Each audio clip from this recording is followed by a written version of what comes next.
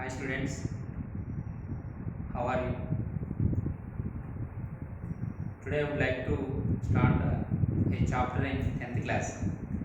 Before going to start the topic, I would like to ask you some questions. Students, in previous classes we have studied about number system. Is it? Number system is classified into some categories. Do you know those? Yes. See, number system in earlier classes. See, number system is classified into, what are those? Natural numbers,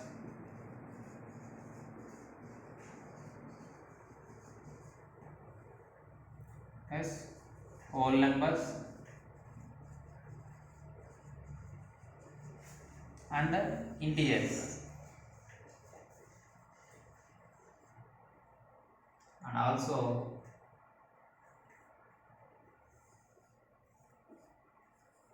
rational numbers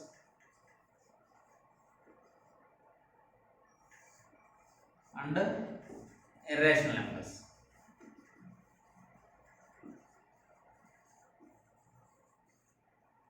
In earlier class, in previous class, we have studied that is in ninth class, we have studied about these all numbers, yes, in 8th class and ninth classes.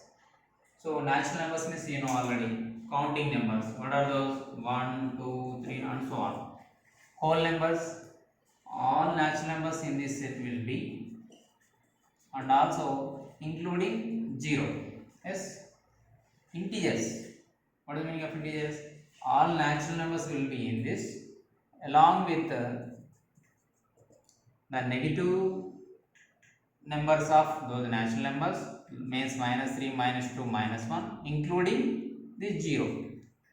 These all the set of these numbers, negative numbers and positive numbers, including 0, is called set of integers. And what do you mean by rational numbers now? You know that rational numbers is a set of rational numbers, is a set of numbers which are in the form of p by q, where p comma q are integers and where q is not equal to 0. This is called the numbers which are in the form of p by q are called rational numbers. Now what do you mean by rational numbers? Do you know? Yes, the numbers which are not rational are called irrational, or else in other way we can say that the numbers which are not in the form of numbers which are not in the form of p by q are called irrational numbers, denoted by q dash. Rational numbers are denoted by q. Because of rational numbers are also called as quotient numbers. Now, by joining natural numbers along with 0, we got whole numbers. By joining whole numbers along with negative numbers, we got integers. Now, by combination of rational and irrational numbers, that means the collection of rational numbers and irrational numbers, you will get a new set. Do you know the name of that number set? Yes, that is called real number set. So today our topic is real number set. Real numbers in 10th class is the most important chapter. Real numbers. Our topic is real numbers. What is the definition of real numbers? The collection of rational and irrational numbers is called set of real numbers. That it can be written as rational numbers denoted by q union q dash gives us real numbers. Yes. Now before going to the subtopic, I would like to introduce some numbers which are related to natural numbers. So what is the set of natural numbers? 1, 2, 3 and so on. Yes. In this, some are even numbers will be, some other are odd numbers. What are the even numbers? Even natural numbers. Even natural numbers. What are those? We know that the numbers which are divisible by 2 are called even natural numbers. Yes. So what are those? 2, 4, 6, 8, 10 and so on. Now what are the remaining numbers in this system? In natural number set? Those are called odd natural numbers. Odd natural numbers. What are the remaining numbers? 1, 3, 5, 7, 9, 11 and so on. These are called odd numbers. Odd numbers definition is if the numbers which are not divisible by 2, exactly not divisible by 2 are called odd natural numbers. So in odd natural numbers, if you find the factors of these odd natural numbers, how many odd factors will be? For example, if you take 1, what are the factors of 1?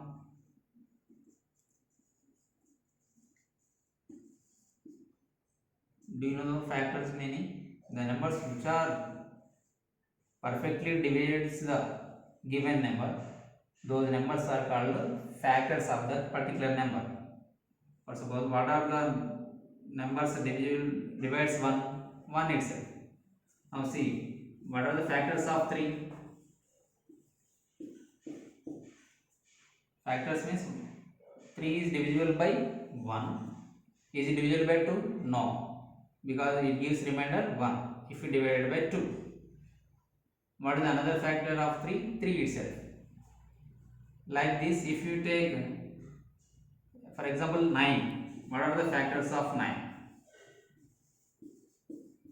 The factors of 9 are, what are the numbers divides 9 exactly? 1, 3 and 9. So like this, if you take some of the numbers get only two factors, some other numbers get more than 2 factors. So we know that in previous classes we studied if exactly 2 factors, if a number has exactly 2 factors, such type of numbers are called prime numbers. Such type of numbers are called prime numbers. Now what are the prime numbers? What are the prime numbers? 2, 3, 5, 7, 11 and so on. This can be written as, it is only possible when those numbers have only 2 factors. What are those 2 factors? 1 and itself only. Then what about other numbers? But here factor of 1 is only 1, but factor of 9 we got more than 2. So like this, if a number has more than 2 factors, what do you call such type of numbers? As we know already, those are called composite numbers. Those are called composite numbers. What are those composite numbers? What is the least composite number? 4. Next 6, 8, 9, 10, 12 and so on. Which are not prime numbers are called composite numbers, except 1, because of 1 is here 1 is neither prime nor composite, because of it has only one factor. Now if you consider these composite numbers, can you write this number 4 into product of some other numbers? Yes, it is possible only 2 into 2.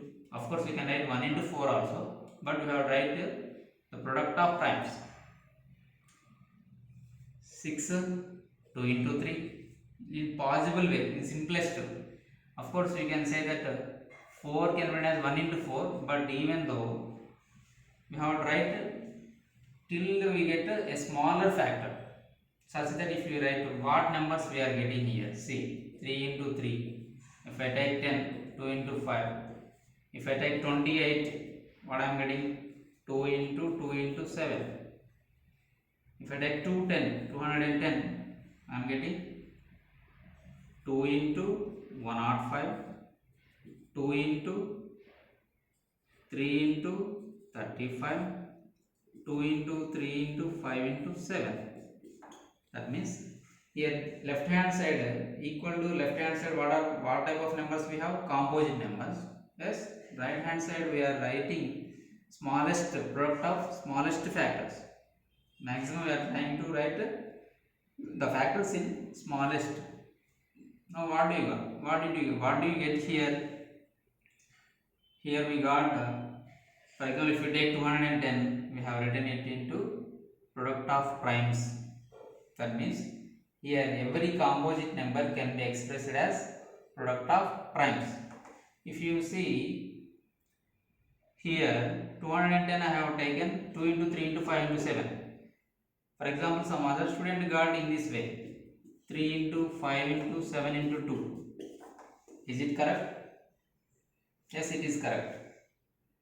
Here 3 into 5, 15, 15 to 30, 37 is 210. Irrespective of the order, here we got same. Yes.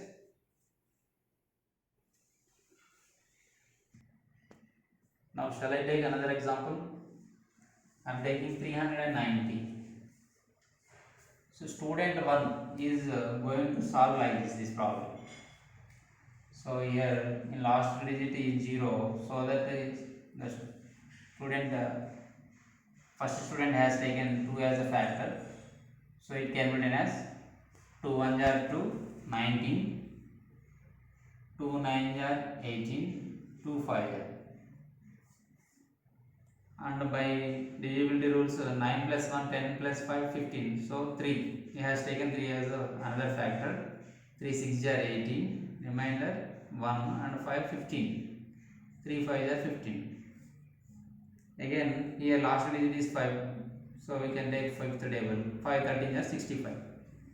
So by student 1 we got here the prime factorization of 390 is 2 into 3 into 5 into 13. It is by first student. Now another student has done like this. How? He has taken instead of 2, 3 first. So 3 13s. Yes. Again 13 tens. He got idea 13 tens. And 2 5s. So here 3 into 13 into 2 into 5. Product of these left hand side. These are all factors.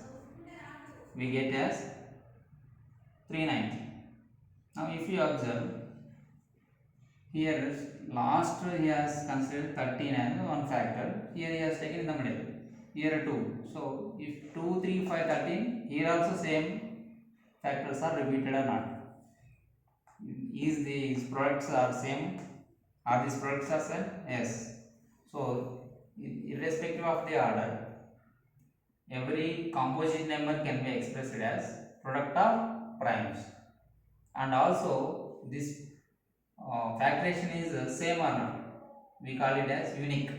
Okay. Now this statement, what do you call this statement in number system? That is fundamental theorem of arithmetic. So in this class we have studied about now fundamental theorem of arithmetic. So I am writing here the fundamental theorem of arithmetic definition. Now see, okay. See, this is the definition of, this is a statement of fundamental theorem of arithmetic. Every composite number can be expressed as product of its primes, and this factorization is unique apart from the order in which the prime factors occur. See, in previous example we have discussed these all points. Yes. See, every composite number can be expressed as product of primes, and that factorization is unique. Unique means same. See, we discussed regarding order also. See, apart from the order, here no need to maintain some order. If you write in ascending order, you will get correct answer. I mean, in all cases we get the same answer. For example, if you take another example, 140. See, what is the prime factorization of 140? Some ex student has done like this, same model.